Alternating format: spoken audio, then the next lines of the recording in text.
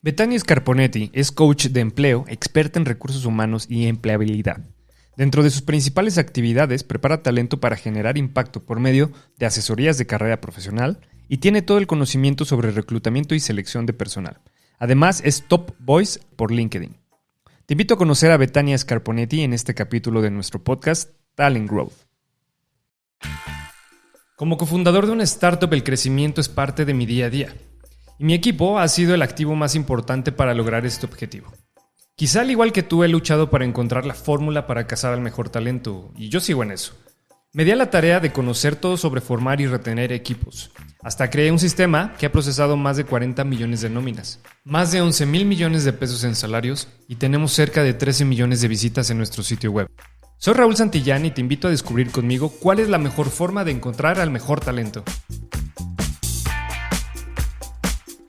Este podcast es patrocinado por FiscoClick, plataforma de administración de personal y nóminas que cuenta con el tiempo récord en procesar una nómina, 40 segundos. Procesa tu nómina 30 días sin costo y deja que la mejor plataforma en México te ayude a crecer tu negocio. Hola, buenos días, ya estamos acá en otro episodio de nuestro podcast Talent Growth. Hoy tenemos una invitada muy especial también que se llama Betania Scarponetti. ¿Cómo estás, Betania? Muy bien, Raúl, gracias por la invitación. ¿Tú cómo estás? Yo estoy perfecto también y qué bueno, digo, la invitación, la verdad es que ya teníamos muchas ganas de mandarte mensaje y contactarte porque tu perfil nos encanta y ahorita todos los que están escuchando van a enterarse por qué, ya escucharon en la presentación, pero muy bien, muy emocionado, muchas gracias a ti por el tiempo. Betania, si te parece bien, mira, siempre a mis invitados yo me encanta decirles y preguntarles quién es Betania Scarponetti, que te presentes tú misma, qué te gusta, cuáles son tus hobbies. Cuéntanos.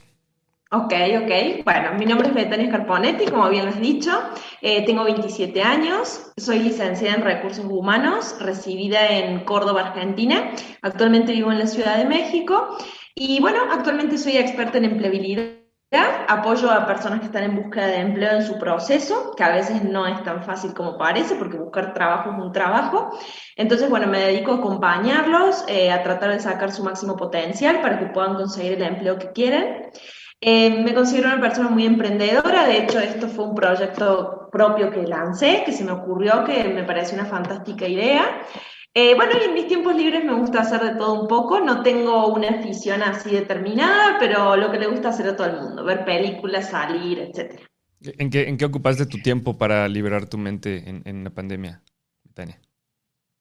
Realmente estuve trabajando muchísimo y la pandemia en parte me benefició porque bueno, al estar tanto tiempo en casa, por ahí uno no podía salir a ninguna parte, entonces hobbies, muchos pasatiempos uno no podía hacer, entonces sí me enfoqué mucho más en el proyecto, en qué nuevos servicios podía brindar, etcétera. Así que podría decir que fue en trabajo que me enfoqué. Que es el mejor enfoque, yo digo, porque digo, al final, digo, está bien hacer ejercicio y otras cosas que la gente empezó a hacer o leer libros, ya ves que estaba como de Ujú. moda y demás.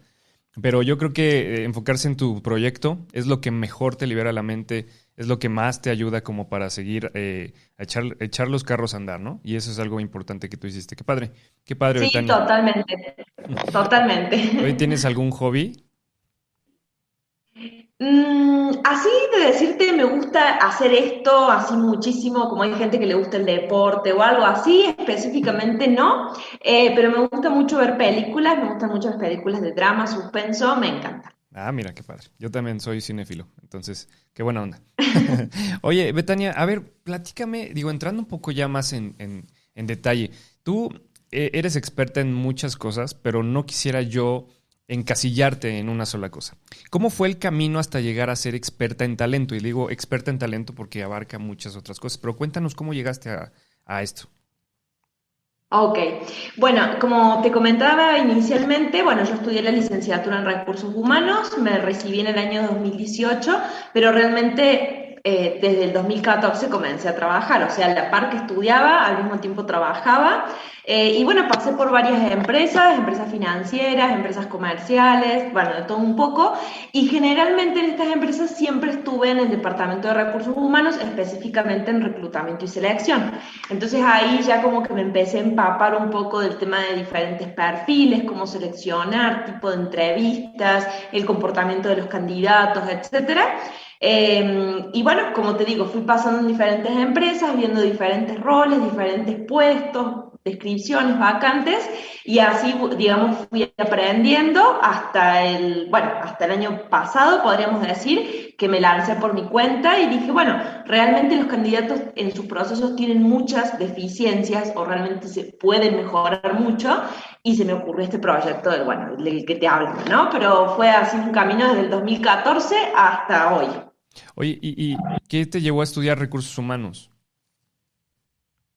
Bueno, realmente yo estaba entre recursos humanos y psicología, porque me encanta la psicología, o sea, está muy relacionada en realidad, pero también sabía que quería trabajar como en ámbito de empresas, porque en ese momento yo pensaba que la psicología solamente era para el ámbito clínico y como que no me veía, ahora sé que no es así, pero recursos humanos me pareció una carrera que era mucho más abarcativa, que iba a tener el campo de acción en las empresas, y me parece que es como fundamental. Creo que es el departamento, uno de los departamentos más importantes de la empresa para que funcione adecuadamente.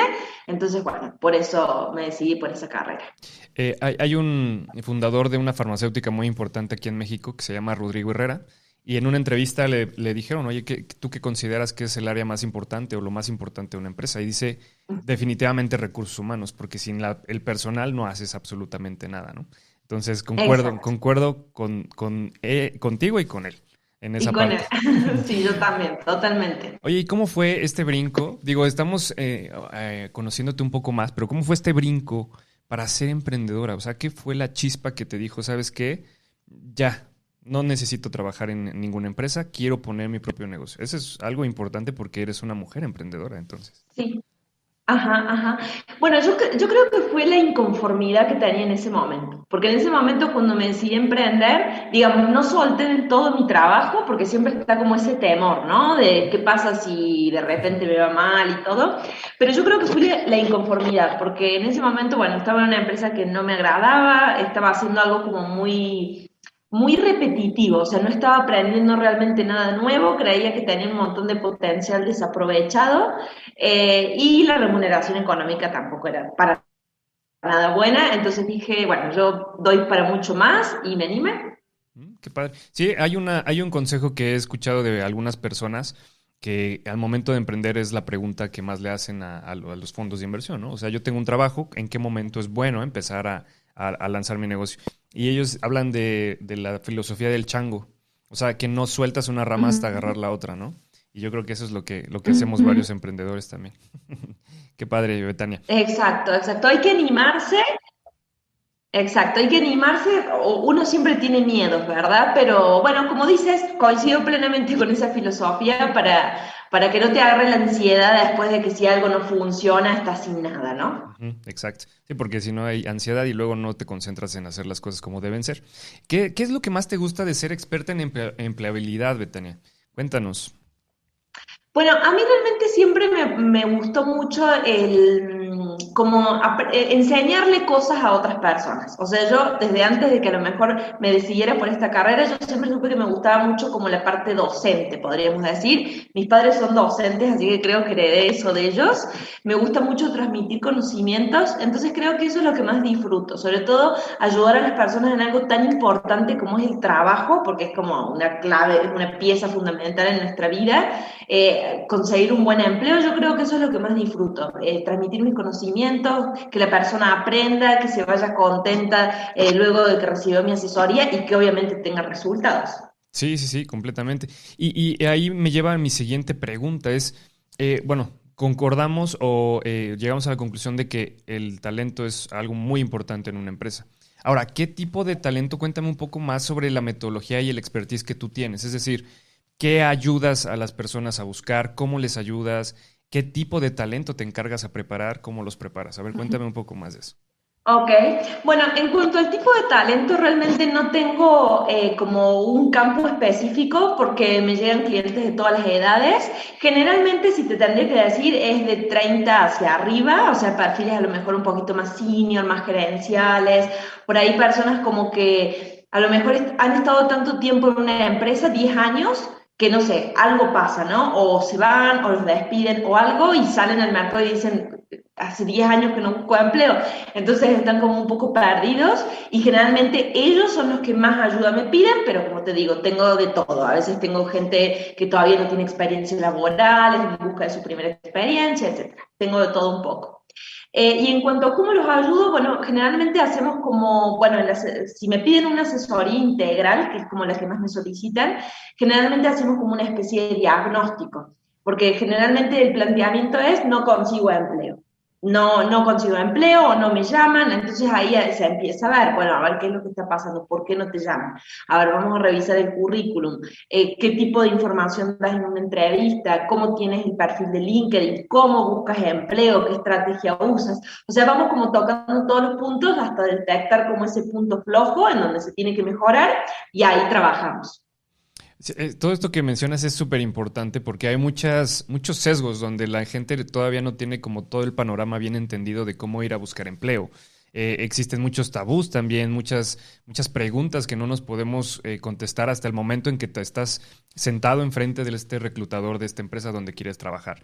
Y me imagino, y alguna de las cosas que yo creo que todos nos preguntamos es, ¿qué deficiencias tienen los candidatos al buscar trabajo? Seguramente hay muchas cosas que damos por hecho y eso es peligroso. Sí. Exacto. Sí, generalmente puede o que no conozcan tanto el mercado laboral, porque a veces me he dado cuenta, es una falla que detecto muy a menudo, que bueno, yo haciéndole ciertas preguntas a la persona, a esta persona que me ha buscado, veo que no está al tanto del mercado laboral o de cómo tiene que negociar un salario o cómo tiene que presentarse una entrevista, o sea, necesita como actualización un poco en cuanto al mercado y específicamente en su rubro o en el área en donde esa persona se desarrolla. Yo creo que eso, fundamentalmente, porque todo se podría resumir a eso. Así que básicamente eso. Oye, ¿y cuáles son lo que más has identificado que le falla a los candidatos al momento de una entrevista, por ejemplo? Bueno, la falta de preparación, en primer lugar, mucha gente va como, bueno, me llamaron a una entrevista, muy emocionado, muy bien, pero van y como que se tiran así de, bueno, a ver qué me preguntan y veo que respondo en el momento, porque muchas veces me doy cuenta. Oye, ¿y qué responderías ante esta pregunta? No, yo generalmente respondo esto, y se nota la improvisación, se nota la falta de preparación, y todo eso proyecta como cierta inseguridad, porque no es lo mismo ir más o menos con las ideas en mente, no digo aprenderte un libreto de memoria, pero sí con ciertas ideas en mente que la cuestión va fluyendo mucho mejor que si uno va así como de, bueno, a ver qué me preguntan, ¿no? Así que la falta de preparación, yo creo. Yo creo que una de las cosas, digo, es un punto muy personal y no sé si tú estás de acuerdo con esto, pero que caracteriza a las personas que van a buscar empleo es como los vendedores. O sea, al final tú estás vendiéndote Totalmente. como, pues, como recurso humano, ¿no? O sea, como talento a una empresa que está por contratarte. Me imagino que tiene mucho que ver la preparación que tú les ayudas a hacer para tener habilidades de venta, ¿no? También, de la venta personal. Sí, totalmente, totalmente como dices, porque, o sea, no es solamente ir a una entrevista, bueno, hacer la entrevista, hay muchísima competencia. Entonces, cuando hay competencia, uno tiene que destacar y sobresalir y generar ese impacto y resultarle atractivo al reclutador. Entonces, sí, sí, obviamente que sí. O sea, cuando me piden, por ejemplo, una preparación para entrevistas, sobre todo la gente que se siente como muy insegura, ante esta instancia o le da mucho nervio, sí le doy como varias claves como para que su comunicación fluya, para que proyecte esta seguridad y finalmente para que tenga como esa parte vendedora, tal como dices. Estoy 100% de acuerdo. Sí, yo me acuerdo que al inicio de la pandemia, cuando todo empezó con el Zoom, era bien complicado platicar con las personas por Zoom. Digo, no sé si a ti te pasó, pero es incómodo. Y en una entrevista de trabajo, si de por sí es incómodo estar presente enfrente de un reclutador, estando por un Zoom, yo creo que hay cosas que se complican incluso, ¿no? Porque no puedes ver las expresiones completas ni del candidato ni del reclutador. ¿Te ha pasado que hubo algún tipo de incomodidad o alguna deficiencia en este aspecto de entrevistas remotas que te pidieron apoyo? Sí, sí, sí, sí, muchas veces sí, no se comparan, nunca se comparará a lo personal, o sea, a esa comunicación que uno tiene cara a cara, Pero sí, sí, sí, y bueno, uno se acostumbra, ¿no? A la falta de internet, a las fallas técnicas, todo este tipo de cosas. Pero siempre le digo a los candidatos que una entrevista remota sigue siendo una entrevista, entonces hay que prepararse igual, la vestimenta tiene que ser buena, la iluminación, el sonido, el ambiente, todo. Así que mismas recomendaciones que para una entrevista presencial. Nada más que de repente se cruza la bendición por atrás y tus También, hijos y pues ya ni modo, ¿no? Eso sí. ya todos lo entendemos.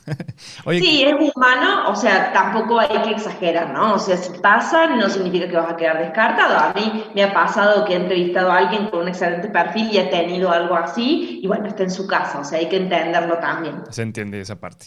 Oye, ¿cómo, digo, ya ahorita ya me dijiste un poco cómo preparas a un candidato para una entrevista, eh, digamos, ya al momento en que se van a presentarse con un reclutador. Pero ¿cómo preparar, por ejemplo, un currículum? Es decir, ¿qué es un currículum de alto impacto? Que es algo de lo que leí en tu perfil, Betania. Ujú, ujú. Sí, se habla mucho del currículum de impacto y mucha gente no tiene bien en claro qué es. ¿Qué es un currículum de impacto? Es un currículum que resume perfectamente tu experiencia, o sea, todo el potencial que tienes, que refleja ese valor profesional, que tiene las palabras clave que la empresa está buscando, o sea, o que tiene en su oferta de trabajo, y que en pocas palabras resulta atractivo para la vacante que se está buscando.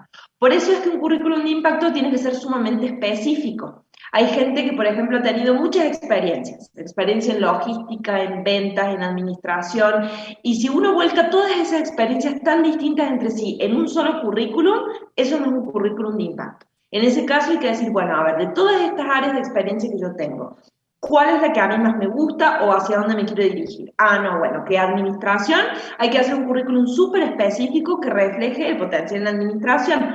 Porque cuando el reclutador te percibe como alguien experto en algo, eso es lo que genera justamente mucho mayor impacto. Sí. Y en cuanto a las secciones del currículum, bueno, hay varias muy importantes.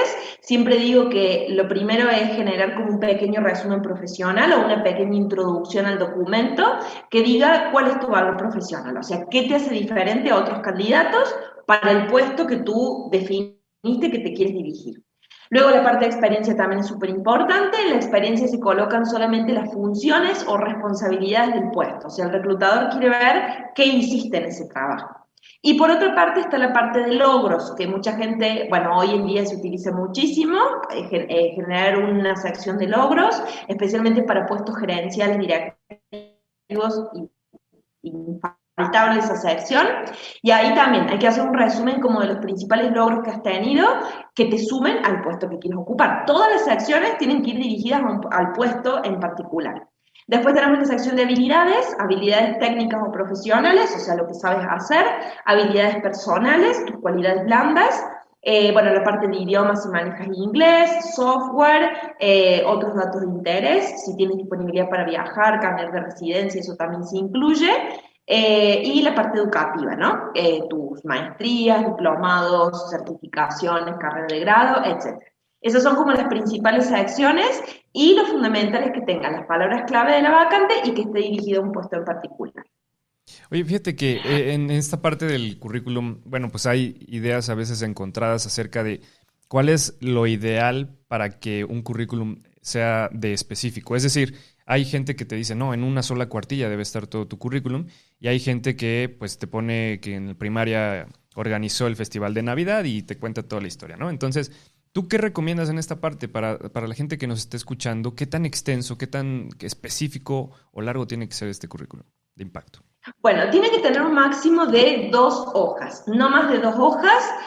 Siempre lo digo, cualquier tipo de perfil, experiencia, tiene que caber en 2 hojas. A lo mejor si eres una persona con muy poquita experiencia, 2, 3 años de experiencia, toda esa o toda la información profesional, como tienes poquita trayectoria, puede quedar en una sola hoja. Pero ya cuando pasamos a perfiles de, no sé, tienen 50 años y han pasado por 8 empresas, bueno, y tienen muchos más conocimientos, más certificaciones importantes. Ahí a lo mejor no se puede comprimir en una sola hoja, pero que no pase de las dos. Siempre digo de que es importante que toda la información que se coloque en el currículum sea de valor. porque tampoco tiene mucho sentido decir, bueno, lo hago de 2 hojas, pero la primera hoja tiene información importante y la segunda son todos datos accesorios, la secundaria, la primaria, nada de eso es relevante. Entonces, máximo 2 hojas. Sí, porque hay gente que luego sí nos vamos como gordo en tobogán y ponemos todo, ¿no? Hasta cómo se llaman nuestras Sí, no, no, no. bendiciones. Oye, Exacto, hay que tener capacidad de síntesis. oye, Betania, ¿qué nos falla? Digo, ya me dijiste qué son las cosas que se observan o qué es lo que tú recomiendas en una entrevista de trabajo. Pero si fuera una sola cosa que tú identifiques que es la que más falla al momento de una entrevista, ¿cuál sería? Bueno, ¿puedo decir dos? ¿Dos? ¿Está bien? Porque son, a veces, a mí me parece que bueno, voy a decir una. Yo creo que lo mejor la actitud, porque la actitud con, con la que uno va a la entrevista hace totalmente la diferencia. Por ejemplo, si yo estoy reclutando personas que buscan su primera experiencia laboral, y están todos igual porque ninguno tiene experiencia. Pero llega un candidato con una excelente actitud, con ganas de aprender, sabiendo información de la empresa, se nota que investigó, que se interesó, que se preparó, etcétera. Y viene otro, a lo mejor como sin muchas ganas, o bueno, vine porque me llamaron y acá estoy. Yo creo que la actitud es la que hace la diferencia y es una falla muy común, porque a veces he entrevistado perfiles excelentes que hacen así, que son sintonía total con la vacante, pero su actitud no los ayuda en nada y bueno, no digo que queden así absolutamente descartados, pero sí es una falla que hay que mejorar y es muy fácil mejorar la actitud, así que yo diría que eso. La actitud, entonces. Ujú. Ok. Oye, ¿y qué? Es decir, al momento de juntar todas estas ideas que nos platicas, me surgen muchas cosas o muchas recomendaciones que pueden surgir alrededor de esto. Es decir, ¿qué no se tiene que decir en una entrevista? Y voy a entrar un poco al contenido que conozco de ti, y esta es una de las cosas que tú hablas, ¿no? O sea, ¿qué es lo que no se debe decir en una entrevista? ¿Qué está de más? Bueno, bueno, va a depender de la persona y de lo que tenga para decir, porque cada quien a lo mejor tiene cosas que no se deben de decir. Pero si hay que decirlo así de modo general, yo creo que nunca hay que hablar mal de otras empresas en las que hemos trabajado. Todos hemos tenido experiencias negativas, o sea, me incluyo, he tenido jefes tóxicos, me ha faltado el pago, no, me han tratado mal, o sea, todos hemos tenido experiencias nefastas en empresas.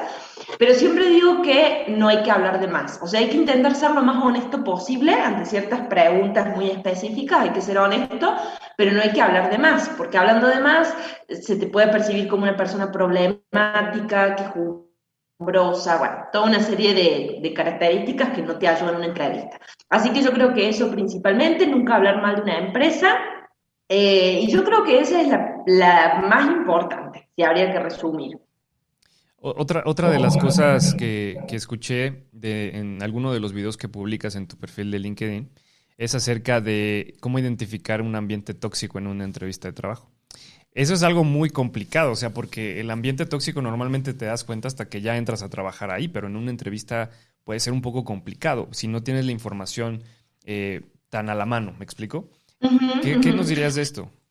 Qué interesante pregunta. Bueno, yo creo que por el tipo de preguntas que puede hacerte el reclutador, uno puede identificar un ambiente tóxico. Voy a contar una experiencia así muy mía personal. Ajá. Hace un tiempo, bueno, hace ya más de 2 años, sí fui a una entrevista en donde estaban buscando un especialista así como yo, de recursos humanos, reclutador, y en un momento el reclutador me pregunta que cómo me organizaría para cubrir, no sé, me dijo un número exageradamente alto, 70 vacantes en una semana, o sea, una explotación así total.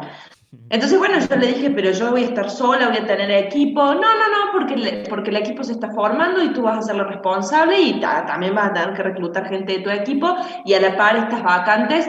Entonces, por ahí cuando te hacen este tipo de preguntas, a mí como que me confundió un poco porque digo, es humanamente imposible y obviamente cuando te explotan, cuando hay sobrecarga de trabajo, eso implica un ambiente tóxico sin tener un equipo que te ayude. Entonces hay cierto tipo de preguntas como esta, por ejemplo, que a mí me ayudaron a identificar que esa empresa no era el ambiente en el que quería estar. Y a veces también uno puede observar, a lo mejor vas a una entrevista y ves que, no sé, hay alguna persona que trata mal a la otra, o un ambiente pesado, o esa energía que a veces uno siente en el ambiente, ¿no? De decir, no me agrada tanto este lugar. Puede ser, pero principalmente por el tipo de preguntas que te hace el reclutador, principalmente. Y hay muchas señales también, porque muchos se quejan de que van a una entrevista a tal hora y los atienden hasta media hora después. Entonces, ¿qué imagen da esa empresa que te cita una hora y es totalmente impuntual? Para mí son todas pequeñas señales que hay que tener en cuenta. Sí, las preguntas que haga el reclutador yo creo que son las señales, ¿no? O sea, hace poco platicaba con las personas de recursos humanos y adquisición de talento de Walmart. Me decían que ellos Ujú, reciben cerca de 900 currículums, a ujú, veces en un día, ¿no? En un día. ujú. Pero no puedes pensar que eso lo va a administrar una sola persona. Es porque tienes un equipo y porque seguramente están bien coordinados. Y cuando tú detectas ciertas cosas como de estrés o que vas a tener estrés laboral cuando entres a trabajar ahí, pues definitivamente eso habla de toxicidad, ¿no? Y está Exacto, súper sí. interesante. Sí, por eso también aconsejo siempre que, así como el reclutador te hace sus preguntas, cuando la entrevista finalice y te da el espacio para hablar, lleves también tus preguntas para hacer, porque o sea, no es que porque es trabajo y te pagan un buen sueldo, listo, ya está, ese es mi lugar. Hay muchas otras cosas que hay que evaluar y como candidatos se tienen que hacer las preguntas como de no negociables. Por ejemplo, si yo digo, bueno, acabo de salir de un ambiente en donde me explotan y me tienen, mi horario de salida es hasta las 6 y vuelvo a mi casa a las 10 de la noche. Yo ya no quiero eso. Entonces, esa es una pregunta clave que vas a hacer en tu entrevista. Oye, aquí los horarios de salida suelen ser generalmente entre las 6, las 7, se hacen horas extras, se pagan esas horas extras. Todo se tiene que preguntar para que las cuentas estén claras. Oye, qué interesante también de alguna forma saber que tenemos pues tecnología a la mano. Es decir, LinkedIn, tenemos algunos otros portales de empleo, etcétera. Pero LinkedIn es como si fuera tu currículum muchas veces, ¿no? Es tu currículum Sí, digital. sí, sí, sí, Pero totalmente. hace poco platicaba con un experto en LinkedIn y me decía que solamente el 0.5% son los generadores de contenido. Porque todos los Ujú, demás son los que consumen, los que comparten, los que todo lo demás, ¿no? ujú, ¿Qué ujú. tan importante o qué tú recomiendas hacer para que un perfil de LinkedIn sea impactante al igual que tu perfil, que tu currículum físico? Es decir, publicaciones, etcétera. Exacto, sí. Sí, ese porcentaje que acabas de decir sí lo conocía. La mayoría es como consumidor de contenido, pero creo que sí. O sea, generar contenido propio y relacionado a lo que haces, porque tampoco es cuestión de publicar cualquier cosa, sí te ayuda mucho a posicionarte como profesional en cierto sector. De hecho, muchas veces cuando me piden asesorías de LinkedIn, siempre les pregunto, ¿cómo llegaste a mí? ¿Cómo me encontraste? Ah, por tal publicación, ahí está. O sea, el contenido es el que muchas veces te hace generar como esa visibilidad que estás buscando. Yo creo que eso principalmente y sobre todo también interactuar, o sea, aparte de generar contenido propio, también interactuar un poco más, o sea, tener actividad, mostrar movimiento en la red, eso también ayuda muchísimo y tener un perfil estelar completo, también atractivo, que quien lo visite tenga un panorama bien completo de tu perfil y de tu valor profesional. Sí, es una realidad que poco a poco en América Latina vamos a ir implementando o usando el recurso de LinkedIn pues para encontrar al talento que nosotros tenemos. Es decir, a lo mejor estamos hablando que 10 años para atrás todavía no era tan importante, pero hoy en día las empresas ya se ponen a hacer un employment screening, que es como toda esta investigación a partir de lo que hay en redes sociales de ti, de ti como candidato, ¿no? Sí, sí, sí, por eso es tan importante tener actualizado LinkedIn. Yo lo recomiendo a cualquier persona que esté laboralmente activa o que esté por iniciar su carrera, o sea, aunque no tengas experiencia, porque me preguntan mucho, oye, pero LinkedIn es solamente para la gente con mucha experiencia. No, para nada, o sea, hay que tener presencia en LinkedIn, porque como dices, es una red que cada vez se va a empezar a utilizar más por reclutadores, por candidatos. A mí me encanta LinkedIn y siempre lo recomiendo. Sí, yo también soy usuario de LinkedIn y me encanta compartir cosas profesionales. Luego en redes sociales no comparto tanto porque digo, creo que Yo tengo igual. más que aportar en LinkedIn que en redes sociales. Sí, sí, sí. O- Igual yo. Oye, Betania, ahorita que platicábamos de las entrevistas, y es que he andado saltando de temas, pero me surgen las preguntas. Hablas de que hay reclutadores que a veces dan ciertas preguntas que tú te puedes dar cuenta mucho del ambiente laboral, etcétera, ¿no? Ujú, ujú. Pero, ¿qué preguntas pueden llegar a ser ilegales en una entrevista? Ok, preguntas ilegales. En general, cualquiera que sea relacionada o, bueno, que esté como vinculada un poco a la idea de discriminación o preguntas que no tengan que ver absolutamente nada que ver con el trabajo. Por ejemplo, si te llegaron a preguntar, oye, ¿cuáles son tus preferencias sexuales? O sea, ¿qué tiene que ver eso con la vacante o cómo va a sumar o restar al puesto de trabajo? Ujú. O si te pregunto si eres casado o si piensas tener hijos pronto, o si piensas casarte o cuáles son tus planes personales en el corto plazo. O sea, todas esas preguntas que la escuchas y dices, tiene que ver con el trabajo, tiene que ver con la función que voy a desempeñar en el puesto. Si la respuesta es no, está fuera de lugar, digamos.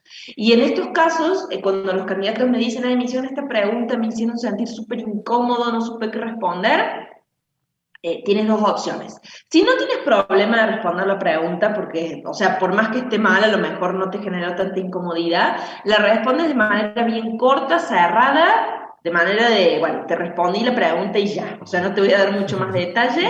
O bien, si realmente la pregunta sí fue muy incómoda, muy personal, contestar con toda libertad de que prefieres no contestar esa pregunta y ya está, listo. Sí, porque entiendo que a veces muchas preguntas están disfrazadas de buena intención, siento yo. Exacto, sí. Y la más común que yo he escuchado, digo, no me la han hecho a mí, pero yo sé que existe, es la de los hijos, la de que si piensas tener hijos pronto, digo, porque al final son cosas que las personas o esas empresas ven que puede ser una cuestión negativa, digamos, pero te la disfrazan como de una pregunta muy normal. Entonces también Sí, hay que sí, saber sí, totalmente. identificarlas, ¿no? Ujú, ujú. Sí, pero en general preguntas legales, este tipo de preguntas que no tengan que ver con lo profesional, para dar una idea general. Perfecto, Betania. Oye, ya casi terminamos las preguntas, pero a mí me interesa mucho conocer siempre a mujeres emprendedoras como tú, ¿no? Y al final yo sé que tú trabajas, pues si no es el día de hoy, va a ser el día de mañana, con más talento alrededor tuyo para llevar pues tu negocio o tu proyecto adelante. ¿Cuál es la Ujú. cualidad que tú más valoras que debe tener hoy un talento en trabajar contigo o que va a tener que tener un talento? Bueno, son muchas las cualidades realmente y cada quien, cada empresa como que a lo mejor pone el foco en algo en particular. Pero si me tuvieras que preguntar a mí, si yo tengo no sé, contratar a una persona que me ayude o que me ayude con la gestión y demás, creo que lo principal es la proactividad y la gestión del tiempo, porque siempre hay cosas para hacer, siempre todo lo necesitamos para ayer, todo es importante, entonces una persona que tenga esta cualidad, que sepa gestionarse, que sea organizada, que sepa priorizar tareas sobre todo, porque a veces uno tiene tantas cosas por hacer que, bueno, empieza por lo más fácil o por lo que tiene ganas o por lo que, no sé. Ujú. Entonces, saber priorizar tareas, organizar, llevar una agenda y gestionar sobre todo el tiempo, que nunca hay tiempo, creo que es lo más importante. En mi caso, para mí. En tu caso. Fíjate que sí, definitivamente una de las cosas que más nos falla, bueno, voy a decir como mi cultura, como mexicano, es la parte de estar coordinado. Eso es algo que el Es un talento todavía reto, no sí. tiene, es Para un reto. a mí también me cuesta, pero creo que es lo fundamental. Ok, qué bueno. Oye, y si pudieras describir o considerar tú cuál es el siguiente paso en la adquisición de talento, ¿qué tienes visualizado? Es decir, ¿qué tecnologías, hacia dónde va toda esta parte de la adquisición de talento? Bueno, es una pregunta muy general. No sabría bien cómo responderla. O sea, ¿te refieres a cuál es la tendencia o no entendí bien la pregunta? Sí, sí, ¿qué tendencias estás observando en el mercado para tanto de la parte del reclutador como de la parte de buscar talento, tecnologías a lo mejor, algo que tú hayas identificado que hacia dónde se está dirigiendo todo esto? Ah, ok, ok.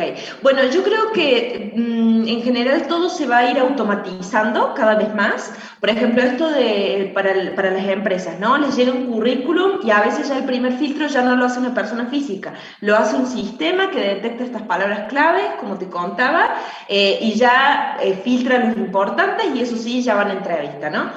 Primero la automatización, como de los ciertos procesos, y el uso de tecnologías, o sea, de redes sociales, este tipo de plataformas y demás, ya no se usa, bueno, hace ya yo creo que varios años o varios meses, ya no se usa esto de llevar el currículum en físico o esto que es como más tradicional de antes, todo ya se está digitalizando, el internet, bueno, full también, se está usando muchísimo y la automatización. Sí, he visto que uno de los principales cambios, digo, además esto que comentas, que también muchas empresas ya están pidiendo tu currículum por video. Esto es algo nuevo También, porque sí, quieren ahorrarse entrevistas. Entonces, hazme un video currículum, hazme un resumen de tu trayectoria o incluso hacer un video respondiendo ya a preguntas preestablecidas. Uno se tiene que grabar y ahí se ahorran tiempos. Es lo que decía recién, nunca hay tiempo, hay que gestionar bien el tiempo. Entonces, están saliendo todas estas estrategias más automatizadas para mejorar este tema. sí, sin embargo, también siento yo que ese tipo de currículum en video puede ser, no puedes sacar la esencia completa de un candidato porque está grabado, está practicado. Es decir, yo tengo conocidos, algunos conocidos en el medio de las telecomunicaciones y en televisión específicamente, y dicen que una cámara es como si tuvieras una pistola apuntándote. Es decir, el nervio existe, ¿no? De tener una cámara, de hablarle a la cámara. Entonces también hay ciertos Muy detalles que... estructurado, Muy exacto, estructurado, sí, sí. sí, sí, por tiempo, coincido plenamente, pero es la tendencia. Qué bueno, Betania. Oye, y para finalizar, es la pregunta que ningún invitado mío se salva, ¿eh? Es, si pudieras describir cuál es la cualidad que hace a Betania, la mejor en lo que hace, ¿qué me dirías de ti? Bueno, yo creo que mi marca personal y mi esencia está en que podría decir como que soy una compañera, a lo mejor, que la gente a mí me puede tener toda la confianza del mundo para comentarme su situación, lo que le pasa. O sea, no genero esa distancia con la persona, ¿no? Que a veces eso pasa de, bueno, tengo un cliente, vamos a seguir esta estructura, lo vamos a hacer todo súper formal, paso a paso, o sea, no, yo tengo como más esa naturalidad que la persona conmigo me puede contar, platicar todo lo que le pasa, sentirse en confianza, como si yo fuera una amiga, podríamos decir, Ujú. algo así.